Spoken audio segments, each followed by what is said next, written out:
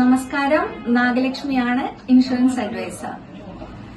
അപകടം മൂലമോ അസുഖം മൂലമോ രോഗം മൂലമോ 24 മണിക്കൂറിലധികം ഹോസ്പിറ്റലൈസേഷൻ നടത്തുകയും അവിടെ വരുന്ന ട്രീറ്റ്മെന്റ് കോസ്റ്റ് കണ്ടെത്താനും വേണ്ടിയാണ് നമ്മൾ ഹെൽത്ത് ഇൻഷുറൻസ് എടുക്കേണ്ടത്.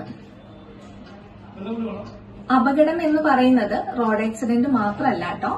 നടന്നു പോകുമ്പോൾ വീഴുന്നതാവാം, അല്ലെങ്കിൽ ബാത്റൂമിൽ തന്നെ വീഴുന്നതാവാം, തീപ്പൊള്ളൽ ഏൽക്കുന്നതാവാം, അങ്ങനെ എന്തെങ്കിലും ആകസ്മികമായി സംഭവിക്കുന്നതാണ് അപകടം എന്നുകൊണ്ട് ഉദ്ദേശിക്കുന്നത്.